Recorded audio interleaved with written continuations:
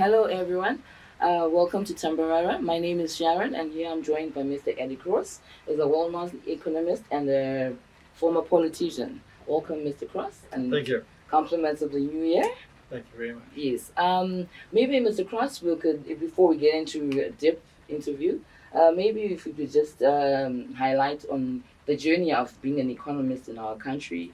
How has it been with like? Well, I went to the University of Zimbabwe and did a degree. In those days, the university was a college of London, of British universities. In my case, it was London, LSE, so I got a degree from London. And I joined the Agricultural Marketing Authority, and I spent, sure, 13, 14 years there, becoming chief economist. And after that, I went into business. And as an economist, working for the AMA, my response was mainly to dealing with the commodities, commodity analysis, commodity markets, forecasting, production and demand, pricing, all those kind of things, understanding international changes. I was chief economist during when Britain went into the Commonwealth, went into Europe, European Union, and I had to analyze the impact of that for global food markets, because at that stage Britain was one of the biggest import markets for food in the world. All right. And how has your vast knowledge impacted our economy then, and maybe comparing now? Well, in those days, agriculture was about 50% of the national economy. About half the exports were agriculture.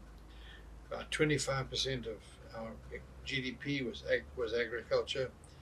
30% of all employment was agriculture. The organization I worked for employed 25,000 people, was the biggest business in the country. Annual turnover, $3 billion a year.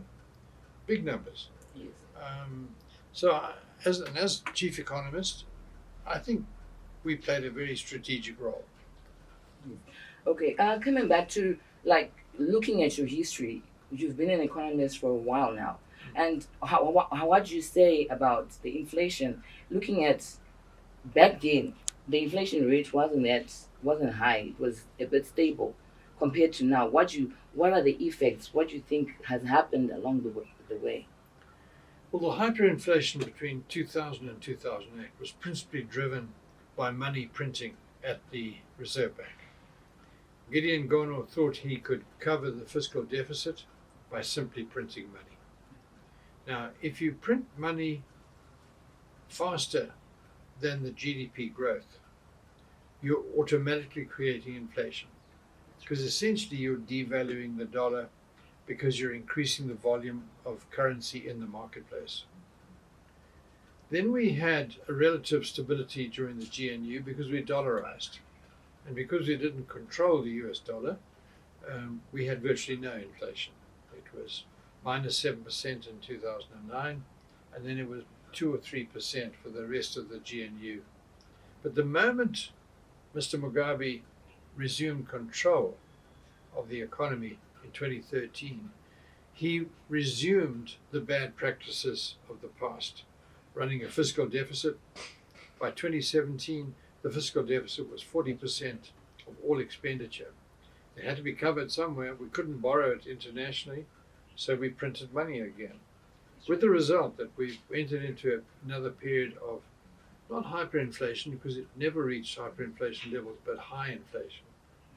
That was the 700-800% in 2019. Now that particular period of inflation, which took place after the new government had been sworn in 2018, with Mthuli at the helm, that was a deliberate exercise to devalue the so-called US dollars in people's Nostro accounts. When he launched that program, we had 23,000 million US dollars in our accounts. Clearly, I said to one businessman at that time, if I took $1,000 to the Reserve Bank, they wouldn't give me 1,000 US in return. In fact, if they did, there'd be a stampede. Everybody would be queuing outside the Reserve Bank to change their money. It just simply was not. In fact, Mthuli told the country that. but he had to reduce his value. The result of that inflation was to reduce the value of those balances down to about 3 billion. It's a very substantial devaluation. But that's stopped now. Currently, inflation is due to essentially three things. The devaluating currency, which is an informal sector issue, the higher levels of inflation internationally, like the United States. The United States has got inflation levels right now haven't seen for 50 years. And then thirdly, the printing of money at the Reserve Bank, which continues. We've had a 126% increase in basic money supply since the beginning of 2021. That's far in excess of our growth rate, which is probably, well, Julie thinks it's 8%. I think it's about 10 or 12% for last year. But still, it means that there's more money in circulation and therefore higher inflation. And we've got to get those two elements under control. We've got to get the informal sector under control. And how we do that is the key issue today. In fact, I've said to the Minister of Finance, this is the central issue that confronts him in 2022. All right, just a follow-up question. How do we go about it? How do we get in control with the informal sector? Like you were saying, what measures can be taken? The only way to collapse the informal sector is to bring more foreign exchange into the formal market. Simple. We have plenty of foreign exchange. We're not short of foreign exchange. My feeling at the moment is foreign exchange balances probably equal 6 months imports. We've never had that cover before. Never. Private people are holding $1.8, $1.9 billion in their accounts. The governments hold 400, 500 million. And in the informal sector, there's billions of dollars, US dollars, in circulation. It is the principal means of, I would say, US dollars today is 70% of all cash transactions. So we've got plenty of foreign exchange. It's not a question of a shortage of foreign exchange. And therefore it's speculative and it's exploitive because it's damaging the welfare of those people who are on fixed salaries, civil servants. That's true. It's reducing the buying power of everybody. Yeah. Okay, comparing the time that we had RBZ governors Gideon Gono and now that we have John Mangujka, how can you compare and contrast the two? John is a child of Gideon Gono. Okay. I mean, he worked for Gideon. Gideon was his boss. And he came out of the private sector. He came out of CBZ. Look, he's a good banker. I don't agree with everything he's doing. I think that there's a problem between the two centers of power, Ministry of Finance, with Tuli and Guru Matanga, who is also a banker, and John. I don't think that's healthy. It's better if they work together. But the solution lies with the president because he's really, I mean, when it came to the auction, for example, we went to see the president. He asked us what the problem was. It was about the 8th of June. And we had dinner with him at State House. And we told him, you have to have a market. And 2 weeks later, he instructed the Reserve Bank to introduce the market, the auction. And it stabilized the country well because there was adequate foreign exchange on the market. Today, the demand on the auction is probably close to 100 million a week. And we're only putting about 40 million. So what automatically happens is that the black market rate, I don't like the word black market because many of the guys trading in there are marungus. They're white. Should call it a white market rate. Okay.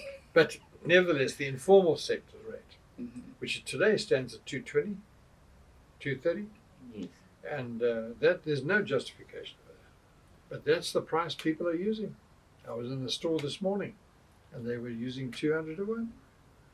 There's no justification for that because our economic fundamentals are sound. The Ministry of Finance today, the IMF has said absolutely, the Ministry of Finance today is in sound condition. Our fiscal policies are spot on. Yes. The problem is the Reserve Bank. And that has to be corrected. And it's essentially monetary policy. But it also involves how we market, how we manage our foreign exchange market. There's no problem in Zambia. I've just been in Malawi. It's a tiny little country, small economy compared to ours. There's no problem. No problem up there. It's an absolutely normal exchange rate market. That's where we should be. Just what are your thoughts on? Okay, there's been a speculation on inflation going up higher, like maybe 500, or those in days, the election season that we're getting into. No, those days are gone. We've got no fiscal deficit now. We haven't had a fiscal deficit for nearly 3 years now. Okay. We've had a surplus. Mm. We've got a foreign exchange surplus. Okay. Both accounts are in surplus, and the surpluses are quite substantial. And I think so long as we maintain the present policies, I can't see any resumption of hyperinflation. I think we're going to see a surge of inflation in the early part of the year, principally because of the situation in international markets. Because up to now, international inflation has been about 3%. Now it's 7-9%, 3 times. And that's going to influence us. Bridging costs have risen. So the cost of importing everything has risen. And that's across the world. And I think that those are the fundamentals. And we can do something about all of them, but the main problem we face is the informal sector exchange rate. Because we haven't got that under control. Yeah. It's been a challenge, eh? It's out of control. Yes. It's crazy. Totally, absolutely. Well, we've seen Agribank rebranding to AFC, and it has changed from a farmer's bank to a commoner's bank, and coming back again to a farmer's bank. What are your thoughts about it? Potentially, this is a very important development because we have a major problem in financing our agriculture. When I was chief economist of the AMA, every year, round about April, May, March, we borrowed $1.5 billion from international banks. We had no difficulty doing that because our balance sheet was massive. We were major exporters. We could afford to service the liability. And they were very happy to extend those kind of facilities to us. With the fast-track land reform program, they've destroyed the value of farmland. You can't trade farmland. You can't use it as collateral. So you've got to find alternative means of financing agriculture. The first sector to introduce alternative means was the tobacco sector. And what they did there, because there are about 6 or 8 tobacco companies in the world, it's a very tightly controlled global market. And these organizations, are massive. And they decided that they had to have Zimbabwean tobacco for blending purposes. They came into Zimbabwe with their own money, and they financed the farmers in the production of tobacco. That is why tobacco has recovered completely. That's why we're still producing 250,000 tons of flute tobacco a year. It's because they come in, they finance it, and then they buy the crop. And they buy the crop at a price which they think will sustain production here. And it's a model which has worked. And so now we've got the problem with maize and with soybeans and all of the other ones. Now there's no big brother in those areas. So the AFC could become the big brother, but it's got to be managed very, very well. They tried to use the CBZ, and they've ended up with a massive deficit at CBZ. Massive. I understand it's about $30 billion. And even in Zimbabwe dollar terms, that's still a lot of money. And what CBZ has done to protect the main bank, they've put it into a separate division. And of course, government has underwritten that. Truly, ultimately, is going to have to pay that. Okay. Now the problem with that command agriculture program, which went on for 4 years, was that farmers were given inputs, but they never paid it back. That's right. There was a sense of entitlement. So that culture's got to change. Farmers have got to understand if you borrow money from the AFC, you're going to have to pay it back. And having an agricultural bank which specializes in this area, not like CBZ, which has many divisions, and having a specialist bank like AFC, I think that'll help in this situation. But it's got to be adequately funded. What most people don't appreciate is when you're importing food, like we were 2 years ago, we were importing 75% of our food needs. The cost per month is probably around about $12 million US for everything, for cooking oil, for maize, for wheat, the whole lot. And the cash cycle is quite short. Your ship arrives in Beira or Maputo, you bring the product in, you put it in the mill, you mill it, you pack it, you put it in the retail store, you get paid for it, you recycle the cash. So probably the cash cycle is 2 months, 3 months maybe. But when you want to produce the stuff, you've got to plant, you've got to plow the land in June, you've got to have all your inputs in, you've got to plant in November, you then got to reap it in May, June, and then you've got to take it into the market, somebody's got to buy it, and then you've got to store it. So then now the cash cycle is maybe 2 years. And so your demand for money to finance the cash cycle goes up 10 times. Because instead of just financing a 2 or 3 month cycle, you're now going to finance 24 months. Now, people didn't appreciate that. So when we grew a record crop of maize last year, we struggled to pay for it. And Tuli had to step in. And that's bad news, because then you start printing money.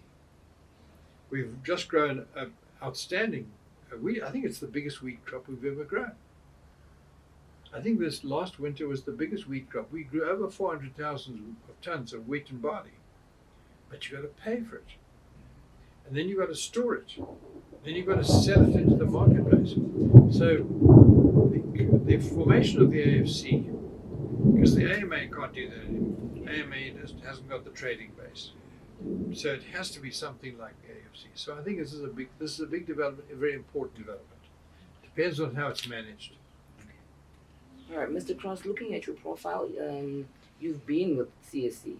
Yeah. Yeah, and what was it like, you being there, and what caused its closure?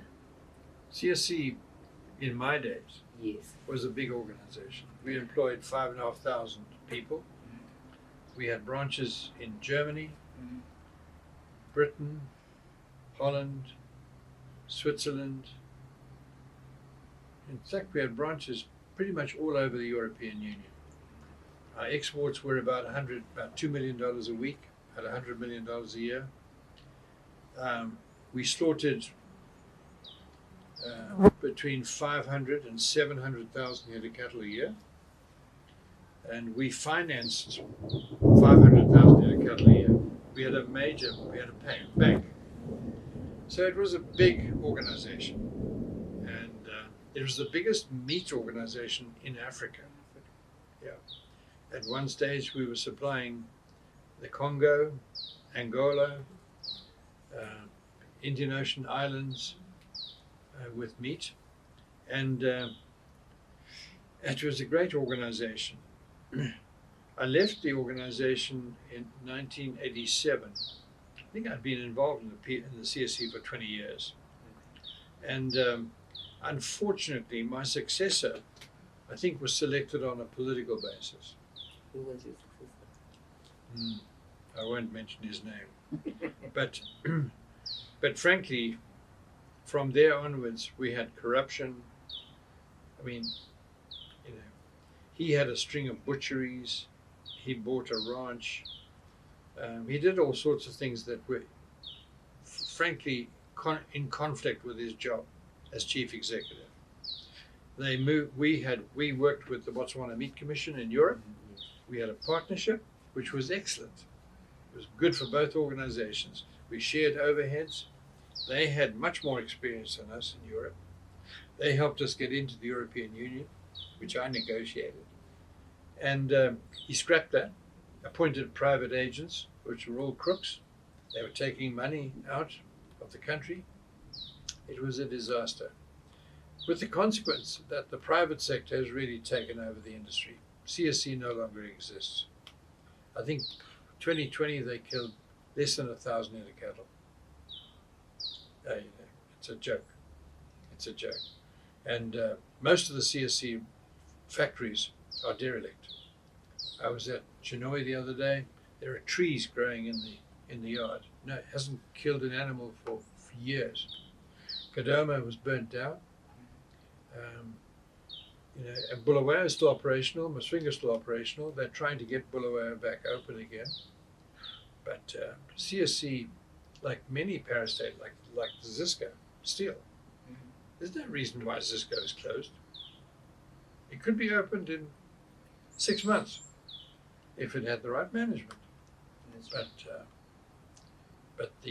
But appointing political appointments to the board and to the management and the corruption has just been a disaster, and it's a great shame, because I think what we showed the country was nothing wrong with state-owned institutions, providing they're managed professionally.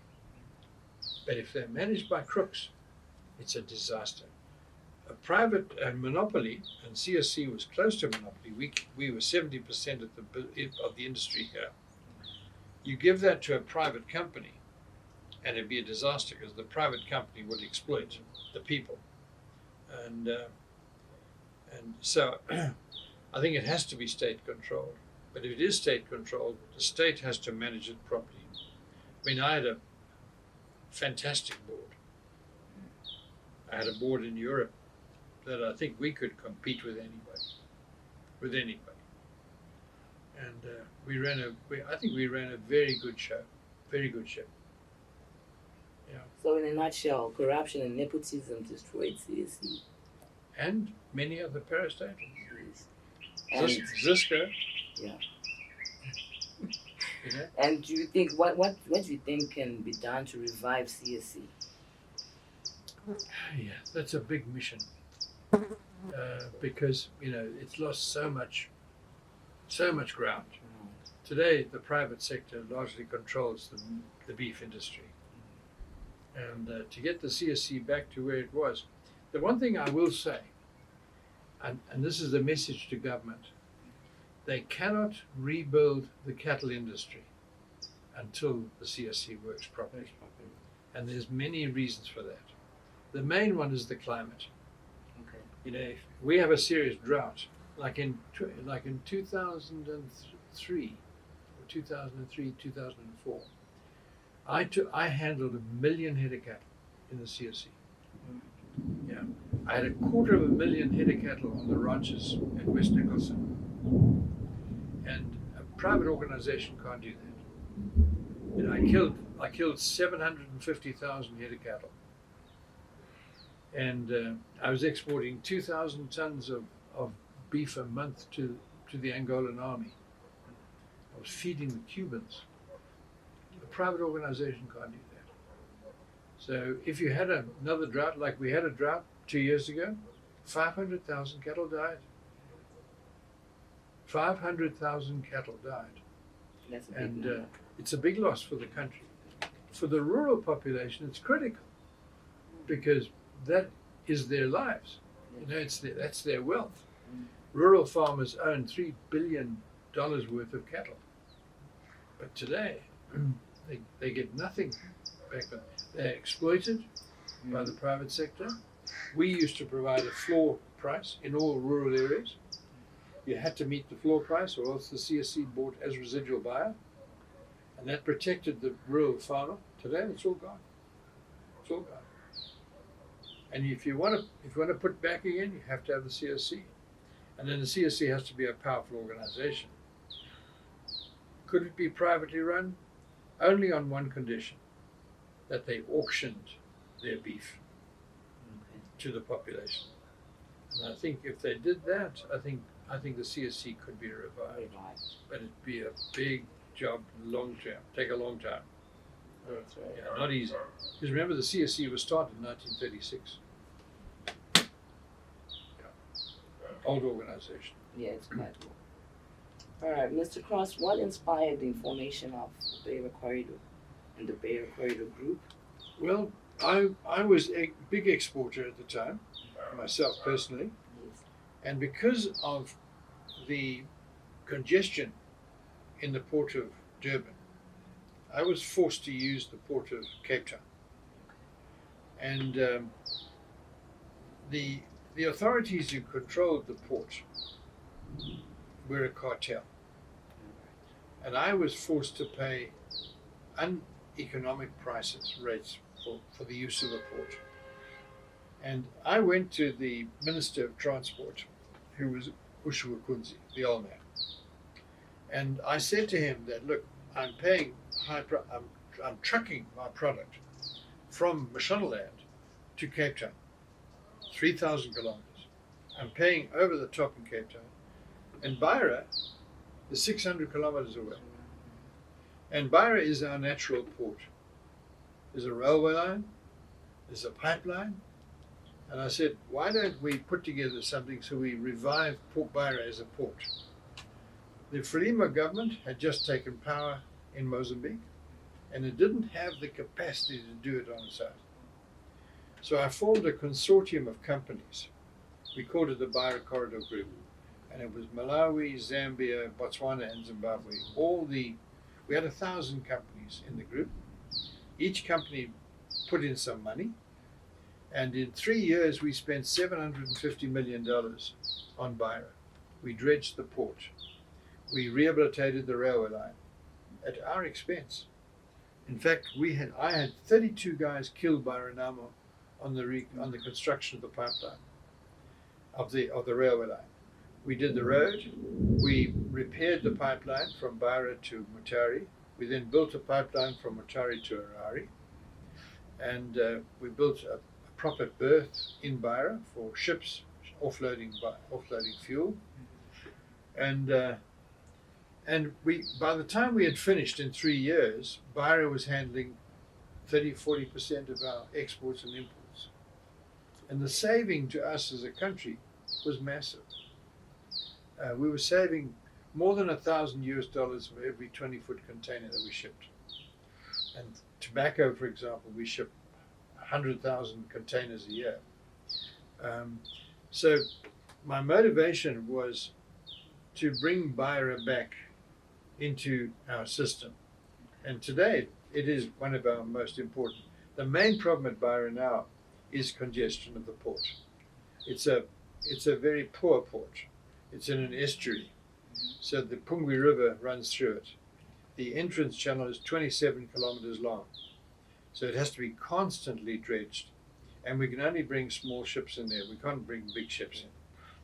So what's planned for now, for the future, is a deep water port 40 kilometers to the north of Beira at a place called Rio Savannah. That will be like Richards Bay, a big deep water port. And then we can see some serious shipping come into that part of the world. And that will further reduce our costs of exporting. Bridging costs are enormously important. It costs the Chinese $1,200, $1,500 to move a container from Shanghai to Chicago.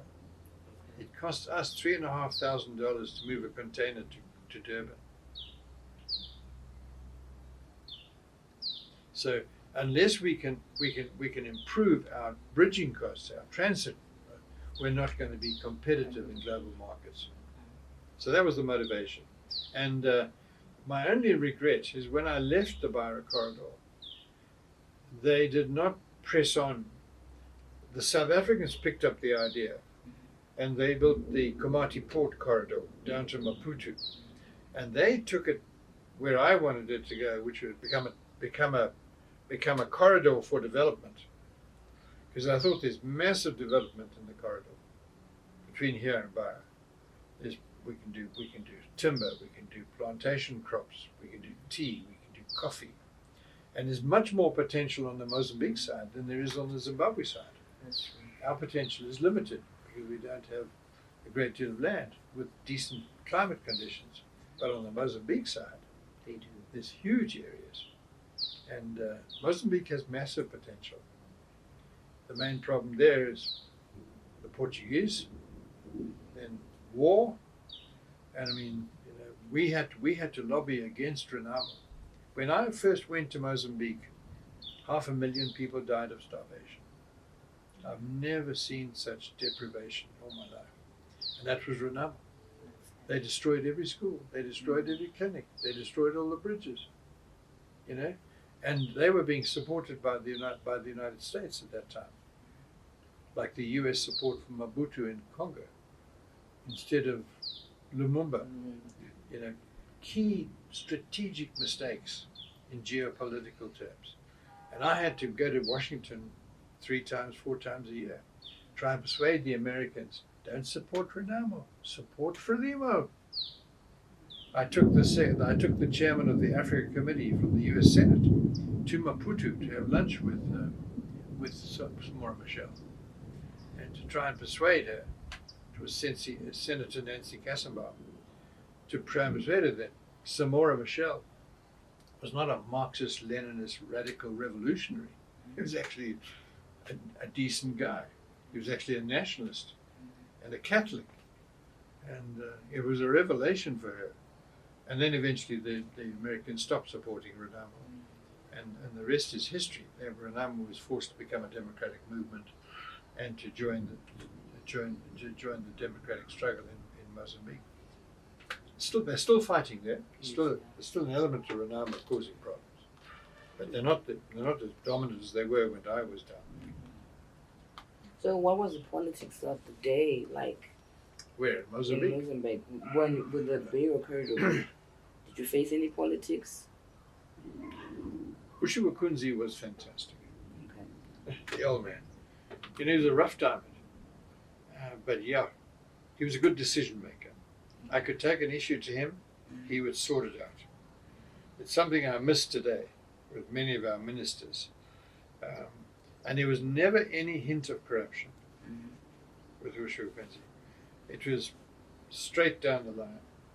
So when I wanted to rehabilitate a rail line, railways were told, make the necessary staff available. And I got a track layer and 120 men experienced in railway track maintenance.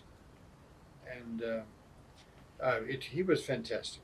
When it came to negotiating the new pipeline extension, I had his full support. We went to London, we negotiated the price. That cost us $268 million, the pipeline, which works today. It moves 6 million litres of fuel today. Now, 90% of our fuel comes through the pipeline. So Zimbabwe's benefited from that investment all these years. And unfortunately, we didn't rebuild the railway line.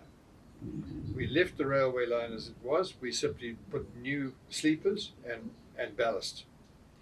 And what we should have done was to do more work on the railway line. We should have straightened it out, made it more efficient and cost effective. And can the same concept be adapted maybe regionally? I think it could be, with value. With value. If you take, for example, the Congo. The bulk of the GDP of the Congo is generated in the Lubumbashi province, which is 2,000 kilometers from Kinshasa. Africa is a big continent. Yeah. It's much bigger than we think. When you see it on the world map, it's big. It's big. Yeah. I mean, it's bigger than Europe. And so for them, the best route is south, through Zambia, through Zimbabwe, through Mozambique. And what they need is a corridor, because the Lubumbashi, within 5 years, is going to be the biggest source of copper in the world, bigger than Chile. It's going to be the biggest source of zinc. It's the biggest source of coltan. Already, that part of the Congo is immensely rich. And then you've got Zambia with the copper belt, which is also massive. And I think that what that area needs is a transport and communications and energy corridor, because they need power, they need road, rail, and they need a decent railway line. And I think the private sector's got to start taking the lead on that, like we did with the Beira Corridor. I mean, the Beira Corridor was unique in the sense it was a pioneering effort by the private sector. That's what impressed the Americans. When Nancy Kassenbaum had seen what we were doing she spoke to the American Secretary of State and said, you should support these guys. And because they're spending their own money, that's what impressed them. That we weren't asking government for money. When the World Bank offered us money, we refused it. We said, we don't need you. When you work together, you're much more powerful than when you're working alone. That's right. And Mushandiripa. And then you've got real power. That's right. And our private sector is not small. Quite big. It's big enough to have impact. But the problem is not organized. It's not organized. Yeah. I think the Beira Corridor Group was a great success. And I think it was a forerunner of what is our potential in the long term. And I think that we've got to try and emulate that going forward.